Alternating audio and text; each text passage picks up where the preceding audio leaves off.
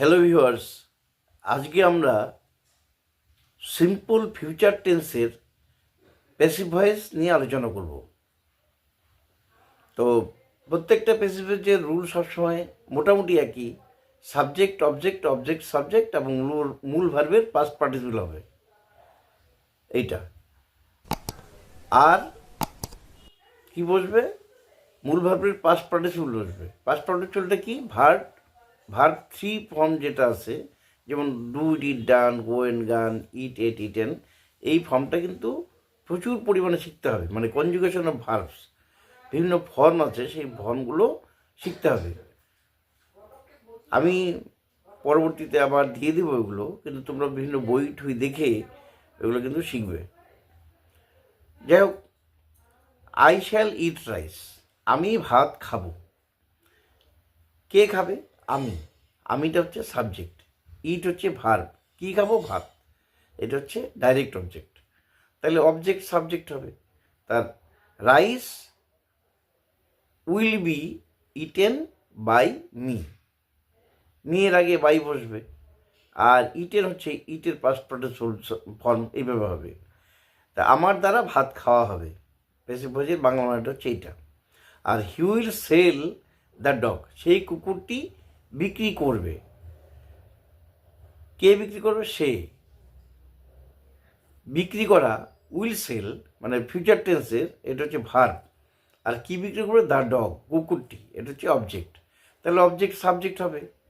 The dog will be, সেলের past participle form হচ্ছে sold. The dog will be sold by him. এরকম they will buy the TV, তাহলে দেটা হচ্ছে subject, টিভিটা হচ্ছে, দ্য টিভি হচ্ছে অবজেক্ট, উইল বাই হচ্ছে ভার্ব। তাহলে প্যাসিভ ভয়েস করলে কী হবে? The TV will be bought by them. এবার Bibha will learn this language, Bibha will learn, Bibha শিখবে দিস ল্যাঙ্গুয়েজ, এই ভাষাটা। This language will be learned, লার্নের পাস্ট পার্টিসিপল হচ্ছে learned, will be learned by Bibha. এইভাবে আরও কয়েকটা যদি এক্সাম্পল আমরা আলোচনা করি, যেমন Rumpa will love the cat, Tumpa will take it, Shahina and Babu will play the game, the man will bring it, I shall read this 5 books tomorrow. তাহলে এগুলোর যদি প্যাসিভ ভয়েস করি, প্রথমটা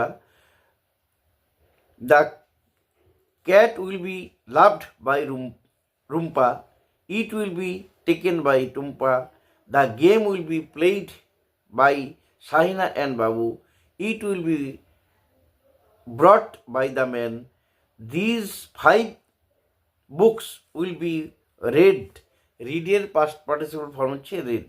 রিড, রেড, রেড, স্পেলিংটা একই থাকে, মানে বানানটা একই থাকে, কিন্তু উচ্চারণের পার্থক্য হয়ে যায়। উচ্চারণ রিড, রেড, রেড এরকম হয়ে যায়। তাহলে this 5 books will be read by me tomorrow.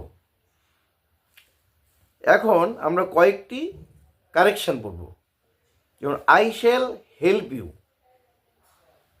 I shall help you, এটার প্যাসিভ ভয়েস যদি করা যায় তাহলে কী হবে? You will be helped by I, আইটা কিন্তু হবে না। তাহলে কী হবে? আইটা মি হয়ে যাবে। এইভাবে কয়েকটি কারেকশান দেওয়া থাকবে, সেটা তোমরা কিন্তু মানে কারেকশানের জন্য কয়েকটি সেন্টেন্স দেওয়া থাকবে, সেটা কিন্তু তোমরা করবে। যেমন I shall help you, you will be help by I, এটা যদি দেওয়া থাকে এটা কিন্তু ভুল। তো কী হবে? You will be help by me, আয়ের জায়গায় মি হবে। দে উইল সি মি, তারা আমাকে দেখবে। Me will seen by them, এটা দেওয়া আছে, এটা কিন্তু রং। তাহলে কী হবে? I will be seen by them. এবার she will cook rice, she will cook rice, rice will be cooked by her, rice will be cooked by her, এটা হচ্ছে অ্যাকচুয়াল কারেক্টেড সেন্টেন্স। যাই হোক, আজকে আমরা সিম্পল ফিউচার টেন্সের affirmative ফর্মটা নিয়ে আলোচনা করলাম। এরপর আমাদের নেগেটিভ, ইন্টারোগেটিভ এগুলোও শিখতে হবে। ওকে, আজকে এই পর্যন্তই। Thank you.